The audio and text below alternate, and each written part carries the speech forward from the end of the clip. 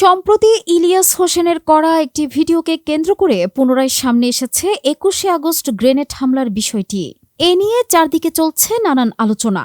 তৎকালীন বিরোধী দলীয় নেতা শেখ হাসিনার কাছে ফ্যাক্সে একটি চিঠি পাঠিয়েছিলেন তৎকালীন প্রধানমন্ত্রী বেগম খালেদা জিয়া, এবং খালেদা জিয়ার চিঠি নিয়েও সে সময় হয়েছিল নানান ঘটনা। কি ঘটেছিল সেই সময় খালেদা জিয়ার চিঠি নিয়ে, সেটি থাকছে আজকে আমাদের এই আয়োজনে।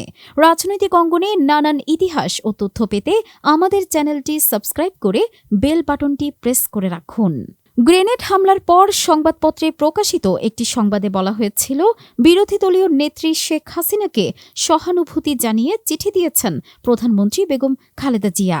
গত রাতে ২৩ তারিখ ৮ মাস ২০০৪-এ দেয়া এই চিঠিতে নাশকতামূলক তৎপরতা রোধে মিলিতভাবে কাজ করার আহ্বান জানিয়েছেন।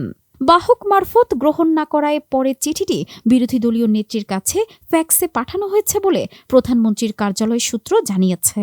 একান্ত সচিব শামসুল আলম ও সহকারী প্রেস সচিব মহিউদ্দিন খান মোহন গত রাতে ২৩ তারিখ ৮ মাস ২০০৪ পৌনে ১১টার দিকে প্রধানমন্ত্রীর চিঠি নিয়ে বিরোধী দলীয় নেত্রীর বাসভবনে যান। কিন্তু বাসভবনের সামনে গিয়ে তারা ছাত্রলীগ ও যুবলীগের কর্মীদের বিক্ষোভের মুখে পড়েন। প্রধানমন্ত্রীর কার্যালয়ের ২ কর্মকর্তা প্রায় ১৫ মিনিট সেখানে অপেক্ষা করলেও চিঠিটা কেউ গ্রহণ না করায় তারা ফিরে যান।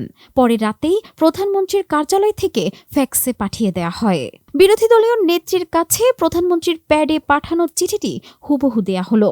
প্রিয় বিরোধী দলীয় নেত্রী, আসসালামু আলাইকুম, আমার আন্তরিক শুভেচ্ছা নেবেন।